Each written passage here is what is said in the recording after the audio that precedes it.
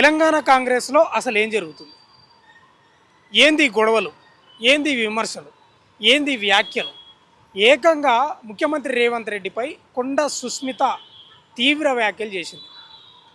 మొన్న సభ పెట్టిండు ముఖ్యమంత్రి రేవంత్ రెడ్డి పరకాలలో. ఆ సభలో మాట్లాడుతూ రేవూరి ప్రకాష్ రెడ్డి ఉన్నాడు కదా, మాట్లాడుతున్న క్రమంలో నెక్స్ట్ అభ్యర్థి కూడా రేవూరి ప్రకాష్ రెడ్డే ఉంటాడు, మంచి మెజార్టీతో గెలిపించాలని ఆ చేసిన వ్యాఖ్యలతోటి ఒక్కసారిగా తెలంగాణ రాష్ట్రంలో ముఖ్యంగా కాంగ్రెస్ పొలిటికల్ సర్కిల్లో హీటు పెరిగింది. ఇప్పుడు తెలంగాణ కాంగ్రెస్లో కుత కుత కుత కుత ఉడుకుతుంది. కొండ సుస్మిత పటేలు మామూలు వ్యాఖ్యలు చేయలేదు, తీవ్ర వ్యాఖ్యలు చేసింది. అసలు ఏం జరుగుతుంది? ఏకంగా గతంలో మనం చూసినాం, మంత్రుల మధ్య విభేదాలు, నాయకుల మధ్య విభేదాలు, ఎమ్మెల్యేల మధ్య విభేదాలు చూసినాం. కానీ ఇప్పుడు కొండ సుస్మిత వర్సెస్ సీఎం రేవంత్ రెడ్డి నడుస్తూ ఉంది. వరంగల్ డిస్టిక్లో గీసుకొండల కొండ సురేఖ యొక్క బర్త్డే వేడుకల్లో ఒక వేడుకలు పెట్టుకున్నది, ఒక ఫంక్షన్ హాల్లో లేకపోతే ఎక్కడో. ఆ బర్త్డే వేడుకల్లో కొండ సుస్మిత ఏకంగా అటాక్ చేసింది. మామూలు అటాక్ కాదు, అసలు AK-47 బుల్లెట్లు ఎంత వేగంగా దూసుకెళ్తావో అంత వేగంగా మాట్లాడింది, అంత ధైర్యంగా మాట్లాడింది. అసలు టార్గెట్ చేసింది ఒకటేసారి. అసలు జగ్గారెడ్డికి టికెట్ ఇవ్వాలంటేనేమో రాహుల్ గాంధీ చేతిలో ఉంది, రేవూరి ప్రకాష్ రెడ్డికి టికెట్ ఇవ్వాలంటే నీ చేతిలో ఉందా? నీ చేతిలో ఎట్లా ఉంటుంది అసలు? వాళ్ళకో న్యాయం, వీళ్ళకో న్యాయమా? 100% అందరికి ఒకటే న్యాయం ఉండాలి. ఇది ఇది అచ్చ కాంగ్రెస్ కాదు, పచ్చ కాంగ్రెస్. నీకు దమ్ముంటే రేవూరి ప్రకాష్ రెడ్డిని ఇప్పుడు రాజీనామా చేయించి స్వయంగా నీవే వచ్చి ప్రచారం చేయి, నేనే గెలుస్తా, నేను స్వతంత్ర అభ్యర్థిగా నిలబడి నేనే గెలుస్తా అని సవాలు విసిరింది. చాలా వ్యాఖ్యలు మాట్లాడింది, మామూలు వ్యాఖ్యలు కాదు. అందుకే అంటున్నాను నేను, ఇది వ్యాఖ్యలు 2 రకాలు ఉంటాయి, మామూలు వ్యాఖ్యలు, తీవ్ర వ్యాఖ్యలు. తీవ్ర వ్యాఖ్యలే.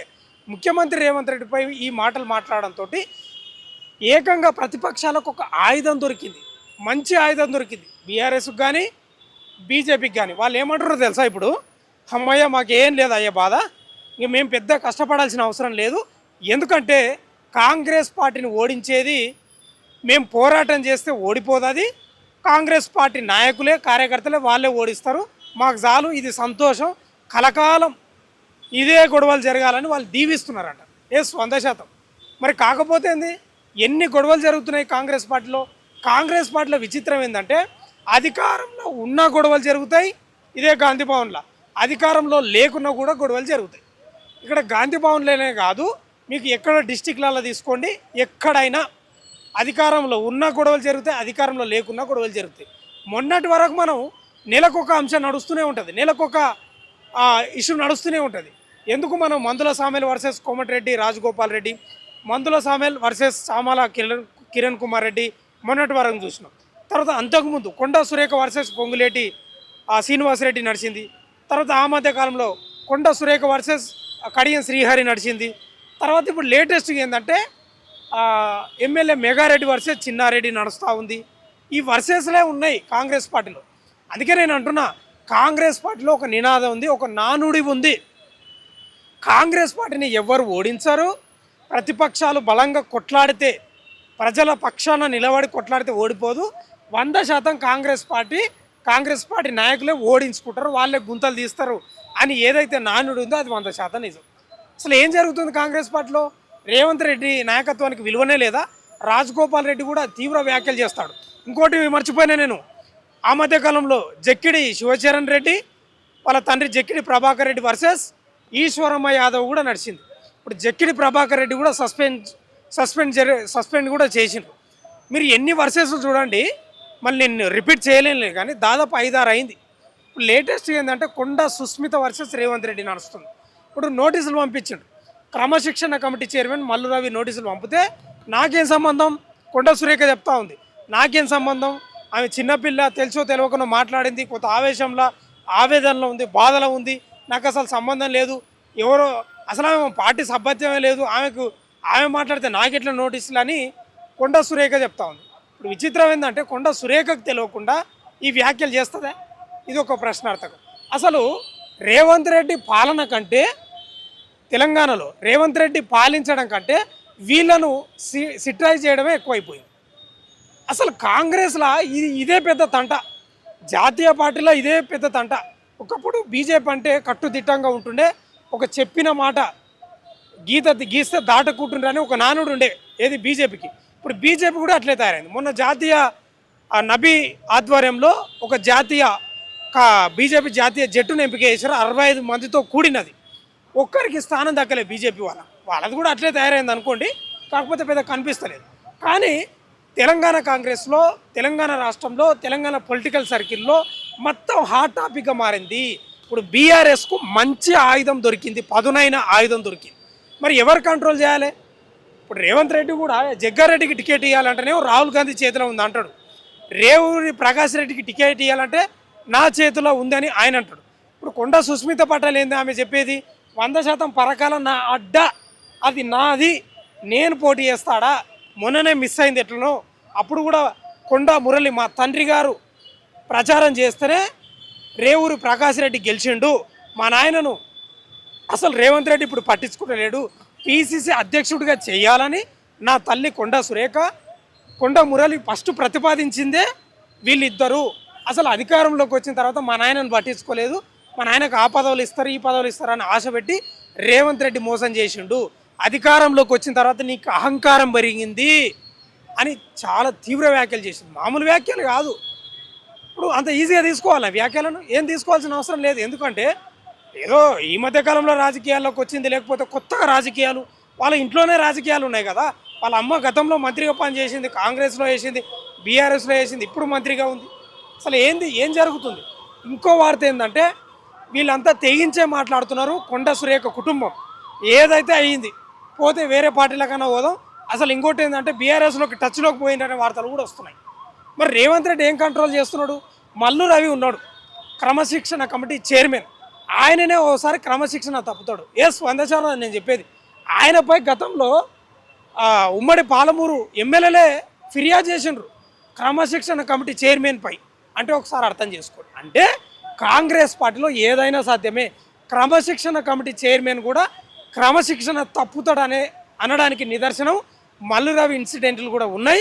మీరు ఒకసారి యూట్యూబ్లోకి వెళ్ళి ఒకసారి సెర్చ్ చేయండి, ఆయన వీడియోలు మొత్తం బయటకు వస్తాయి. మరి రేవంత్ రెడ్డి ఏం కంట్రోల్ చేస్తున్నాడు? రాజగోపాల్ రెడ్డి కూడా చాలా వ్యాఖ్యలు చేసిండు, ఇవాళ కొత్త కాదు, ఆయన చాలా ఏండ్లుగా చేసుకుంటూ వస్తున్నాడు. ఆయనకు మాత్రం షోకాజ్ నోటీసులు పంపించలేదు. కొండా సురేఖకు మాత్రం షోకాజ్ నోటీసులు పోయినాయి. అందుకే బీసీ లీడర్లు కూడా చాలామంది కాంగ్రెస్ పార్టీలోనే, వేరే సమాజం కాదు, కాంగ్రెస్ పార్టీలోనే బీసీ నాయకులు వాళ్ళు కొంత ఆవేదన, తీవ్ర వ్యాఖ్యలు చేస్తున్న పరిస్థితి కొంచెం ఇంటర్నల్గా తెలుస్తుంది. ఎందుకు రాజగోపాల్ రెడ్డికి ఒక న్యాయం, కొండా సురేఖకు ఒక న్యాయమా? ఏంది తమాషా? ఏంది ఇది? అసలు ఎలక్షన్లే లేవు ఇప్పుడు, ఎందుకు ప్రకటించడం? ఎందుకు?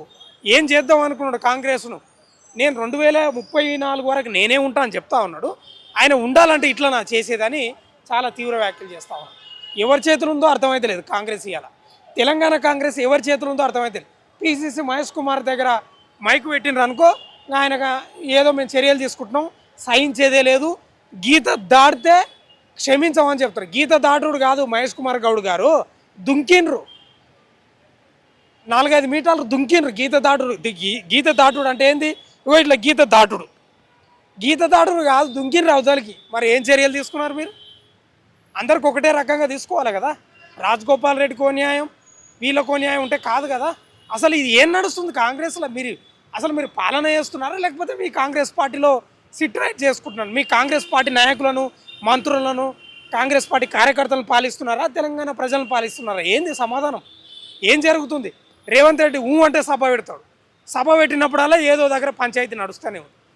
ఇప్పుడైతే కొండా సుస్మిత వర్సెస్ రేవంత్ రెడ్డి, లేదా కొండా సురేఖ వర్సెస్ రేవంత్ రెడ్డి నడుస్తూ ఉంది. ఏం జరుగుతుందో తెలియదు, కానీ మొత్తం మీద అయితే ప్రతిపక్షాలు ఆనందంగా ఉన్నాయంట, చల్లగా దీవిస్తున్నారంట కాంగ్రెస్ పార్టీ ఎమ్మెల్యేలను, నాయకులను, మంత్రులను. మీరు ఇలాగే కొట్లాటలు పెట్టుకోండి, ఇలాగే మీరు విమర్శలు చేసుకోండి, తీవ్ర వ్యాఖ్యలు చేసుకోండి, మీకు చల్లని దీవెనలు ఉంటాయి మావి అని ప్రతిపక్ష పార్టీకి సంబంధించిన వాళ్ళు దీవిస్తున్నారంట. ఎందుకంటే ఈజీగా అయిపోతుంది కదా.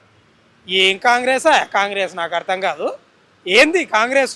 ప్రతిపక్షంలో ఉన్నప్పుడు కొట్లాటలే, అధికార పక్షానికి వచ్చినప్పుడు కొట్లాటలే. ఇంకా తమాష ఏంటంటే అధికారంలోకి వచ్చినాక ఎక్కువ కొట్లాటలు అవుతున్నాయి. అతి స్వేచ్ఛ కూడా మంచిది కాదు కదా. స్వేచ్ఛ మంచిదే, కానీ అతి స్వేచ్ఛ కూడా ప్రమాదం కదా.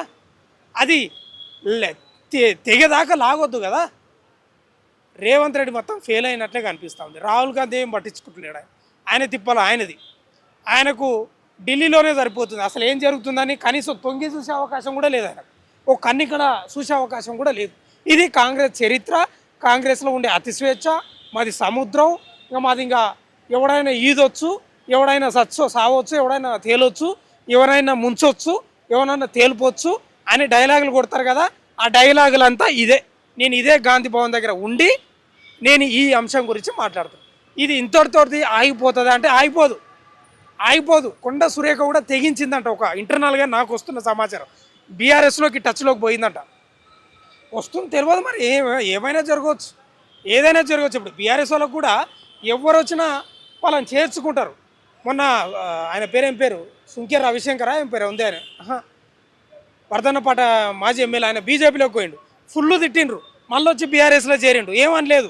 ఇప్పుడు ఎవరు వచ్చినా చేర్చుకుంటారు. కాబట్టి తెలంగాణ కాంగ్రెస్ సిట్ రైట్ చేయాలి. ఒకటే చెప్తున్నాను నేను ఫైనల్గా, మీరు ప్రజాపాలన చేయండి, ప్రజల కోసం పాలించండి. కానీ మీ కాంగ్రెస్ నాయకుల కోసం, ఎమ్మెల్యేల కోసం, మంత్రుల కోసం రేవంత్ రెడ్డి పాలిస్తే మాత్రం 100% 2034 కాదు కదా, మళ్ళా 2045 వరకు కూడా రాదు, 50 వరకు కూడా మీకు పార్టీ రాదు. ఇంకా గుర్తుపెట్టుకోండి, సిట్ రైట్ చేసుకోండి. ఒకటే సిట్ రైట్ కావాలంటే ఏంటంటే, వాళ్ళు ఎవరైనా కానీ, వాళ్ళ అగ్రకుల నాయకులు కానీ, లేదా బీసీ వాళ్ళు కానీ, ఎస్సీ వాళ్ళు కానీ, మీ పార్టీకి వ్యతిరేకంగా లైన్ దాటుడు కాదు, దుంకిండ్రంటే కథం షోకాజ్ నోటీలు ఇవ్వాలి. వాళ్ళని సస్పెండ్ చేస్తారా, ఏం చేస్తారా, అట్లా చర్యలు ఉంటాయి. ఎప్పుడైనా కఠినంగా చర్యలు ఉంటేనే ఏదైనా సిట్ రైట్ ఉంటుంది, లేకపోతే ఇట్లే ఉంటుంది. ఇంకా మీరు సముద్రం మాది అలుగు వాడుతుంది, మాది మత్తడి దుంకుతుంది అంటే ఆ మత్తడి దుంకి ఆ మత్తడి ఎప్పటి వరకు దుంకుతుంది? ఎక్కువ తాకిడై కింద రంధ్రం పడి కిందంగా నీళ్ళు పోయే వరకు తెచ్చుకుంటారు మీరు. పక్కా అది మాత్రం నిజం. ఇది తెలంగాణ కాంగ్రెస్లో జరుగుతున్నది. నేను ఒకటే ఫైనల్గా చెప్తున్నా, రేవంత్ రెడ్డి ముక్తాడేసుకుంటాడా, రాహుల్ గాంధీ ముక్తాడేస్తాడా? కానీ ఎట్లా ఉందంటే పరిస్థితి, ముక్కుతాడుకు తాడు కట్టి పగ్గాలు వీళ్ళు చేతిలో పట్టుకోలేదు, వదిలేసారు. అసలు కొన్ని చోట్ల ముక్కుతాడే తీసేసారు. అందుకే అందరు రకరకాలుగా మాట్లాడుతున్నారు. మీరు బీఆర్ఎస్ వాళ్ళు, బీజేపీ వాళ్ళు ఏం చెప్తున్నారంటే, 100% వీళ్ళు మునిగిపోతున్న నావా, వాళ్ళ కింద బొక్కలు పడ్డాయి, పడవకు మంచిదే, సంతోషం, ఏం కాదు, మాకు కూడా పని తప్పిందని వాళ్ళు సంతోషపడుతున్నారు. మరి 2034 వరకు ఉంటారా, లేదా 2050 వచ్చినా కూడా మళ్ళీ అధికారంలోకి రారా? చూసుకోండి. మీరు చూస్తూనే ఉండండి మన తెలుగు వెలుగు.